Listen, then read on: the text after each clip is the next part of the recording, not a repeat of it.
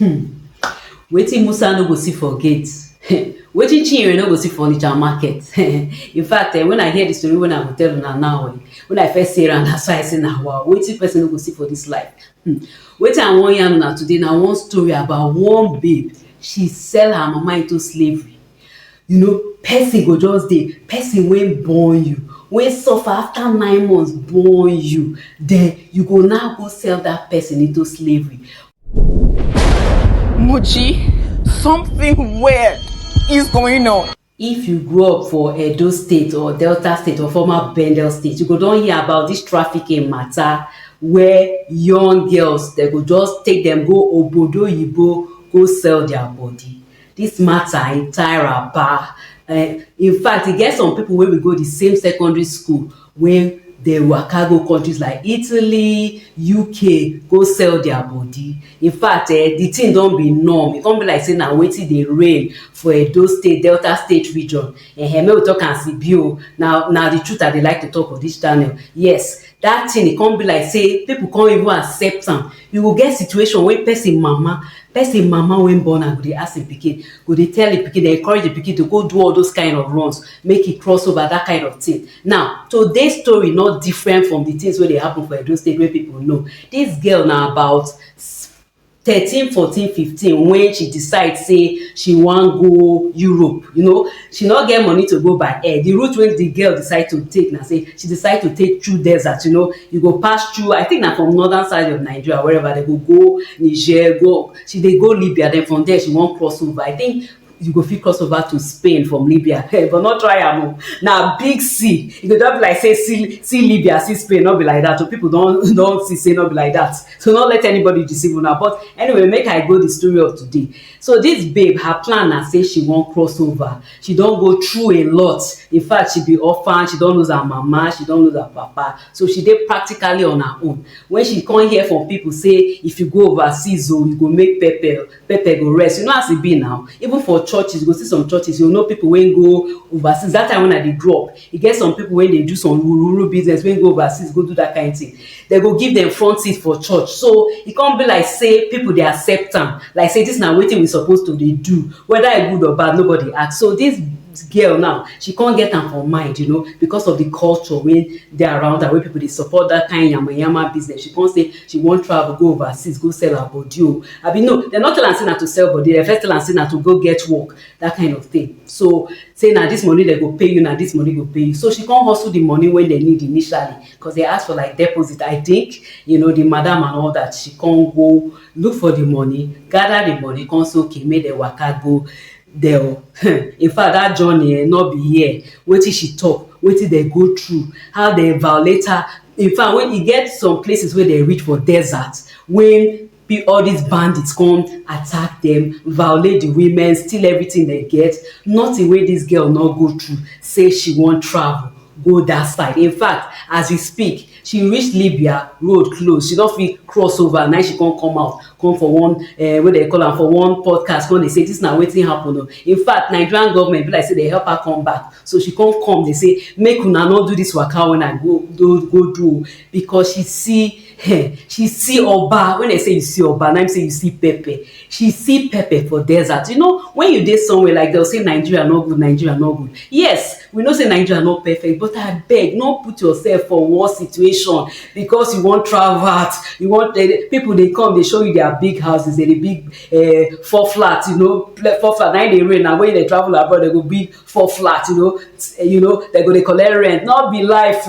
Stay your country. Nigeria get potential. So if not, we not for the see Oyibo every day. Every day if you go airport, you go see Oyibo people that they come Nigeria. If to say Nigeria did that bad, they no go they come. So you get wetin they see for Nigeria, get treasure as Nigeria, make you they see the treasure for your country. Even if you want travel out, make you travel with sense. Make you use the legal route. When you don't go there, go mess up yourself. Even the people where they use legal routes now, when they go countries, some countries they see Oba, it's not easy as a thing. So now so she come back, but not be able to say she come back with the issue. Now this babe went travel, make I call her Lucy.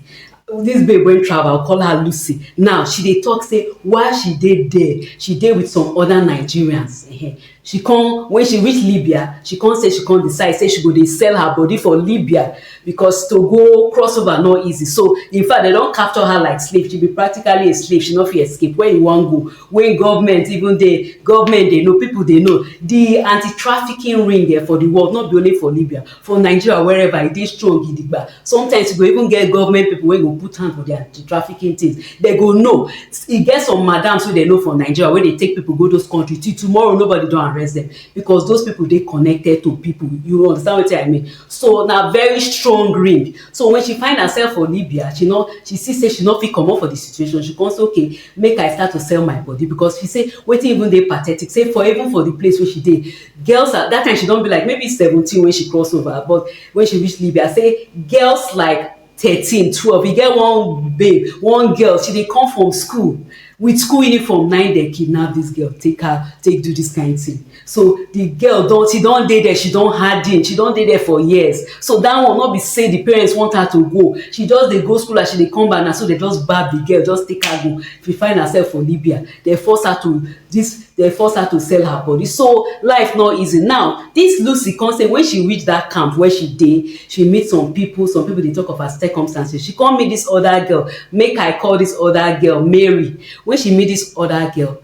they come start this to sell their body. So Mary na person wey dey Nigeria, she come cross over go that other side. Her family dey even support. You go imagine people wey go say dem dey fear God, say dem be Christian or dem be Muslim, they go send their children. They know say the person wan go sell im body, they go send am go abroad. So this girl dey Libya, this Mary now, this Lucy friend wey she meet when she reach Libya, when she decide say she go sell her body, or when they compel her, when they force her, she come. So this lady dey make money. Her family members, they go dey say send us money, they send us enough, send us money. Say your pikin dey suffer under terrible circumstance, you go still dey talk say make e send you money. Not be all mama be mama. Some papa, they ready to sell their children for money, for into any kind of situation, as long as you go settle them. Now how bad parenting don be for some people. They no even love the people wey they born. They ready to use their pikin do nonsense. Now this Mary, na so her family members go dey tell her say send money,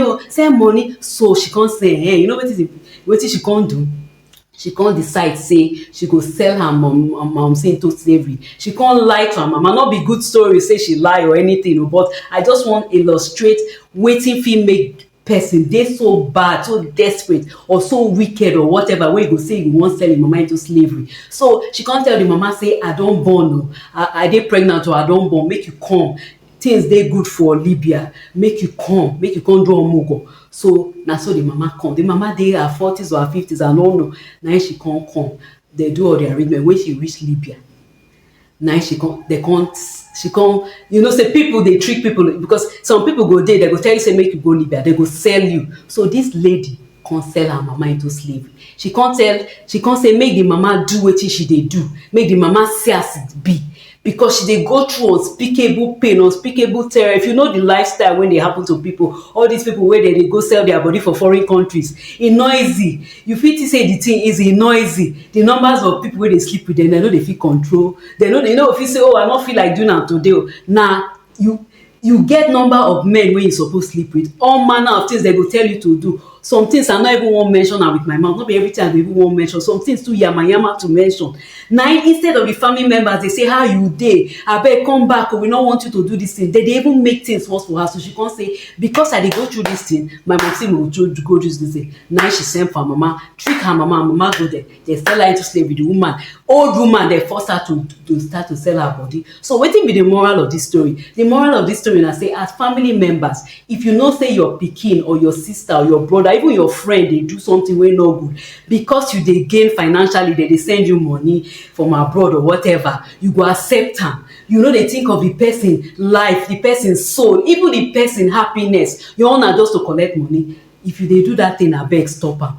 if you be parent, not sell your pikin. Say your pikin don be 20, 21, 22, because of money person come meet you, you come sell your pikin to person wey no go good to your pikin. Even if not be say to make the person go sell body. Even marriage, when you get pikin, you dey advise am to marry person wey no good because of money. Or you get friend wey im boyfriend no get head, but because of money you dey encourage am, abeg no do that thing, because that thing na bad thing. E dey cause unbearable pain. Na im make the Mary, the person wey I go call Mary, come dey so frustrated up to the stage wey she sell her mama. So abeg, make you no do something wey go make your pikin do bad thing to you as a parent, abeg. So how una see the matter? Say she sell her momsi into slavery. Me, I no really support am, no be good thing to do.